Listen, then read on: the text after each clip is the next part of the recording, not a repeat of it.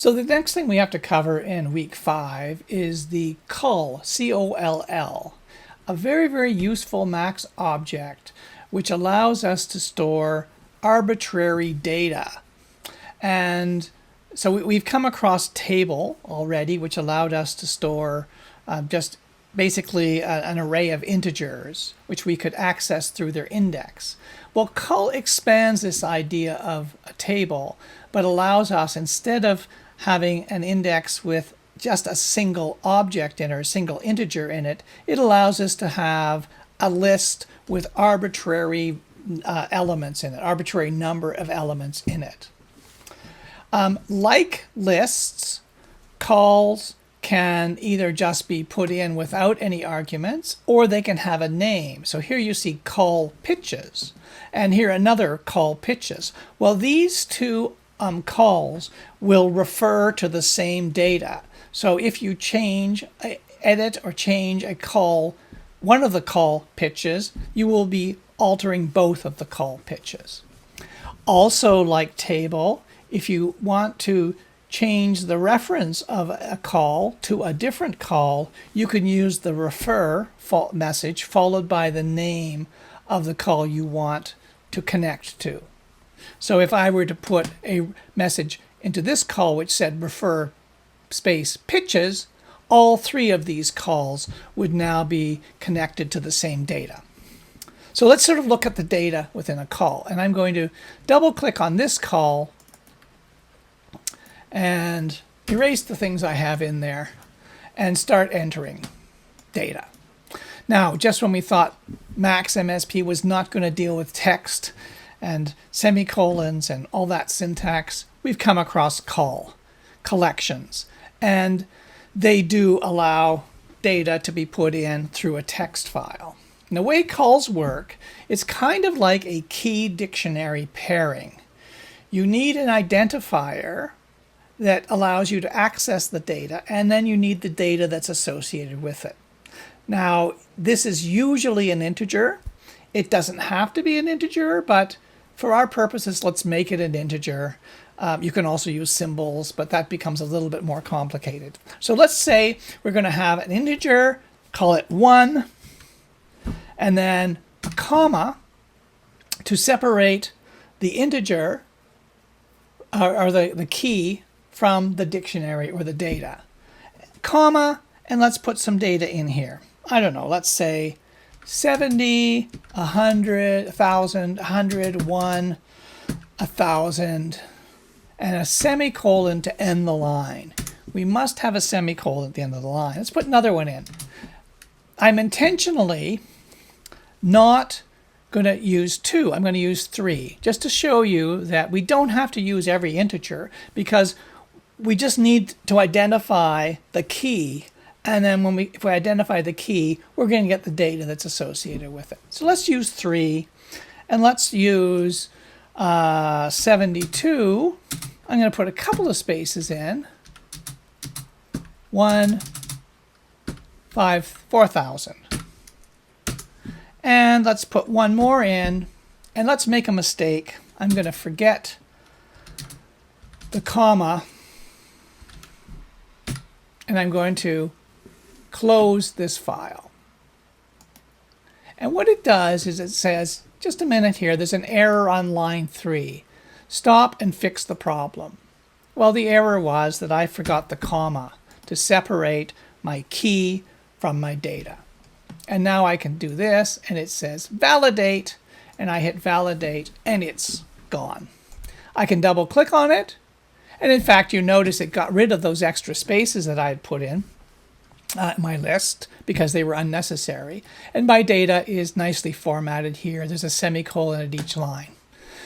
So that's a col that I've edited with the text editor. Now, how do I access the data in a col? Well, let's put a message box here, and out of the first outlet of the col, I'm going to attach it to the right side of a message box, and I'm going to type the value 1. When I type the value 1, the data associated with 1 emerges. Let's put 2 in. Nothing. 3, the data associated with number 3. 4, nothing again. 5, the data associated with number 5. And as you can see from the formatting of the data, some of those lists have 4 elements, some have 3. They could have floating point numbers, they could have other words in there. That's symbols, anything you want can be put in the call, as long as you have a semicolon at the end to indicate that this is the end of this list. All right. So, what would happen if we did not want to type a lot of text into our call? It could be very, very tedious to do that. So we want to be able to programmatically put data into a call. So let's look at this call over here. This is, I'm going to take that data out, an empty call right now, validate it. It turns out that if you pass a list into a call, it's sort of similar to what table did. Remember, with table, if you put an integer into table, it returned the value at that index. And if you put a list into table, it stored a value, the second value, at the index of the first value. Well, call is quite similar.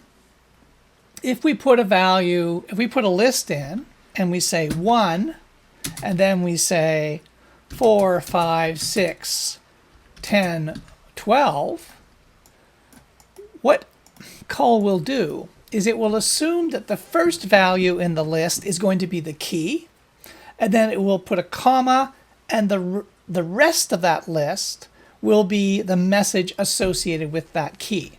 So if I click on that and open up pitches, I can see exactly what I said. 1 is now associated with this data. All right? Okay. So now, something that's very important, both with tables and with calls, is that if you want your data to be persistent, in other words, you want it to be around when you open this file next time you're ready to use it, you must set your call up so the data is saved with the patch. So I'm going to select this call, go Command-I. I'm going to pull this over so we can see it. I'm going to pull it over more so you can see it. And right at the very bottom, Save Data with Patcher needs to be checked. Okay? And that means that when I open up this patch tomorrow, whatever was in that call when I last saved it will be there again. And there is this important notice there so that you don't forget that. Sometimes you don't want call to be retained and persistent. Sometimes you just want to use it while you're operating a patch. But there are also times when you are collecting data and you want to save that data. Okay, so call, very useful for storing arbitrary data. You can simply have a key and any amount of data that you want, and you can retrieve the data by knowing what the key is. All right, so let's open this up and let's erase this. So I've got an empty call, validate it with nothing in it. We're just going to look at this patch. I've got an on-screen keyboard here, and this keyboard has got the pitch coming out here, the velocity coming out here, and I've got a pack object that will pack data. It's packing the pitch is coming in to this trigger, and it's going in there. The velocity is going in there. This value is not being changed at all because nothing's going into it. And then I have a counter going from 1 to 36 that is going in the beginning of this pack. And I'm just going to disconnect this so we can actually see the data that's coming out of that pack as it is being generated. What's going to happen is that when I play a note here, the counter value, the pitch, the velocity, and 1,000 are all put together, and they've been put into this call. And that means that 1 will be the key, 60, 105, and 100 or 1000 will be the data. And then if I play another note, that's a quieter note actually. Another note, another note, another note.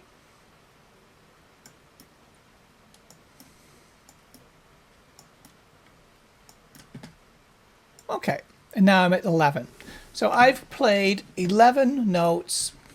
If I open this up, I have some pitches that have been, well, I'm going to call them pitches, but I've got some values in here that I'm going to treat as pitches. I've got 11 values. So let's take this copy of call and notice, I'm going to double click it, it is the same as this. Right? They're the same, it refers to the same data. So if I put a 1 in here,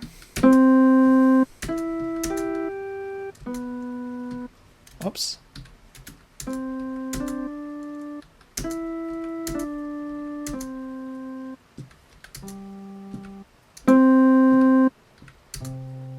Okay. If I wanted a little metro and a counter, I could play through that sequence over and over again. Should we do that? Why not? Just takes a second. T for a toggle. Metro. 1000. That's too. Let's make it faster than that. 500. I'm not going to use the transport for this. Counter. Upwards from 1 to 11. That's all the pitches I've got. I'm just going to cycle through. Put that counter into here.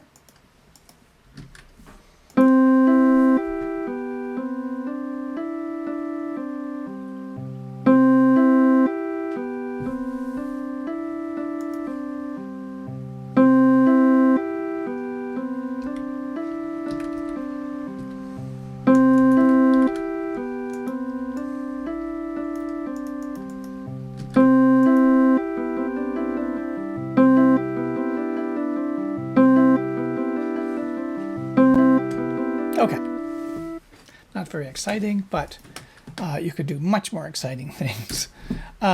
So that's call. I can also, if I want to look at the call help file by bringing this up, I'm just going to bring it up just for a second. You'll see that there's all kinds of things you can do with calls. You can insert values into calls. You can substitute values. You can, I mentioned you could set things up so you go to the next value in the call or the previous value in the call. You can get the length of a call, and then you can also write call files onto disk. And this was the refer mechanism that I mentioned as well. Lots of things you can do with call, but in their simplest form, you either put data in by entering the text, or you use a list, and the list will extract the first value as the key, the remainder as the data, and then you access that data by just putting the key in. And for now, as I say, we can just deal with numerical values. If you want to use symbols, you can look in the help file and see how that's done. But that is call.